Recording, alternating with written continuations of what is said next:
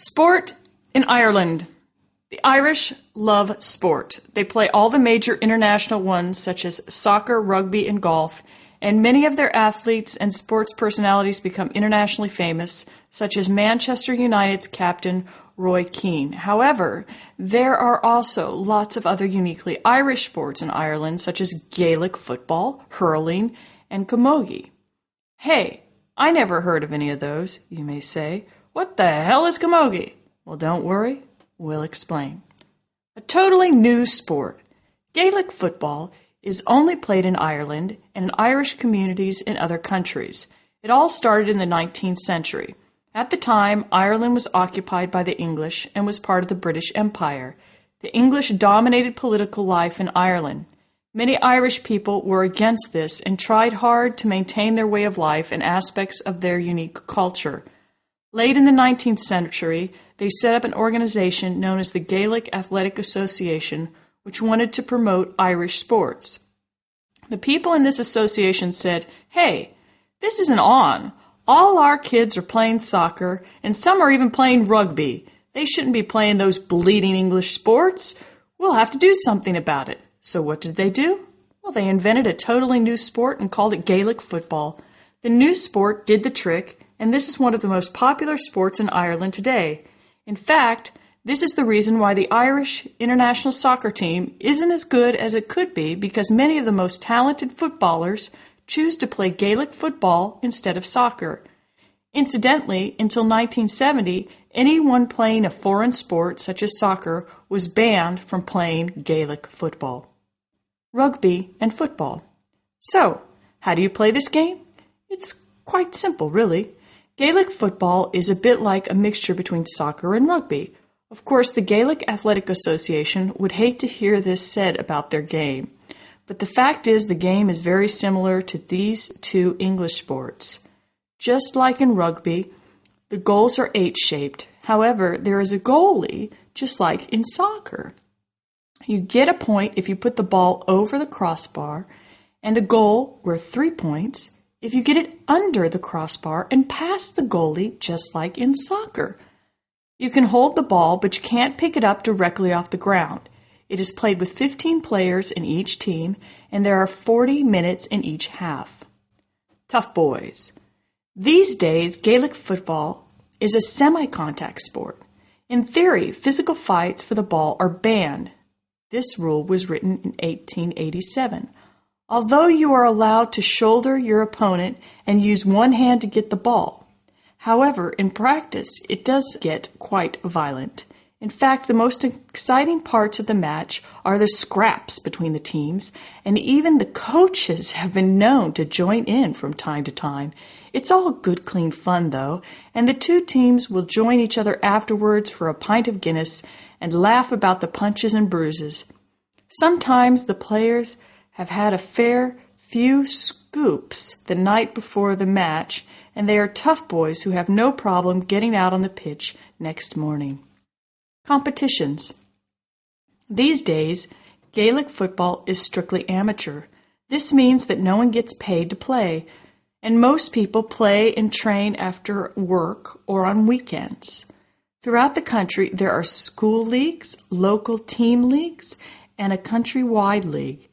There are two important finals, the Irish Club League, which is held in Croke Park, Dublin, the largest stadium in Ireland on the 17th March, St. Patrick's Day, and the Inter-County Final, which is held in September. The largest ever crowd for the Club League Final was in 1961 when more than 90,000 people came to Dublin. However, many more than that usually travel there. They watch the match in a pub near to the ground or in the city center, ready to join in the celebrations which will follow if their county wins the Sam Maguire Cup. Even if their team loses, people usually take it philosophically and hope for better luck next year. They will drink nearly as much as the fans of the winning team, and often in the same pubs. The rival fans exchange jests, slagging, and serious commentary, but hardly ever anything else. In contrast to soccer, the rivalry between teams is nearly always very friendly, and the fights are restricted to the pitch. Your game. If you are in Ireland, you may like to see a game for yourself. Tickets for the finals are like gold dust, but it's quite easy to see a regular match in one of the stadiums around the country. First, drive around on a Sunday and you'll see lots of these games on local pitches. Unfortunately, it isn't that easy to join in yourself, as the locals don't believe that you know the rules. However, if you tell them what you have just learned from this article, they may let you join in the celebrations after the match, which is, of course, the most important part of any sport. So that's Gaelic football for you. But what about the other sports? Hurling. Hurling is another traditionally Irish sport. In fact, it is the oldest field sport in Europe. Apparently, the heroes of Irish myths and legends played the game in varying forms before it was regulated in the 8th century. It was forbidden by the conquering English in the 12th century and revived by the Gaelic Athletic Association in 1894. The easiest way to describe it is as something similar to hockey taken to its extreme.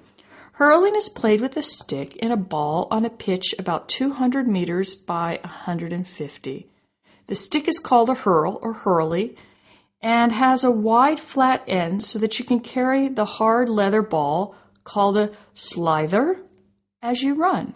The slither can be hit into the air, caught in the hand, and kicked. The slither is often thrown from one end of the pitch to the other, and sometimes it goes straight through the goal post for a point.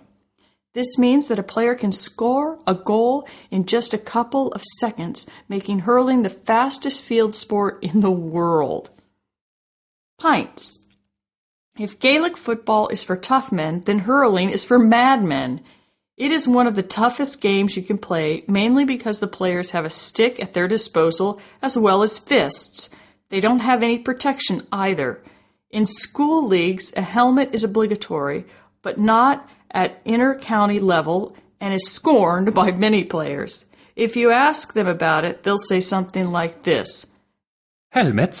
Sure, they're only for sissies. Have I ever had a fractured skull? Yes, just a couple of times, but it was nothing to worry about. I went out with a lad for a few pints after the match. Oh, and I felt grand. The hurling final is held about a month before the football final and is just as well attended. However, not as many people play the sport, which may have something to do with a wealthy fear of fractured skulls and other injuries. Camogie. Camogie is the female version of hurling. It was started in 1897 and the rules were written in 1904. Camogie differs slightly from hurling as the pitch is slightly smaller and there are only 12 players. Also, when you watch a camogie match, you are likely to see a bit of hair pulling as well as all the punching and scraps. So now you know all about Irish sports. You can go and watch a game the next time you go to Ireland. Or perhaps you'd like to start your very own Gaelic football, hurling, or camogie team. Contact the Gaelic Athletic Association and we're sure they'll want to help you. Gaelic football.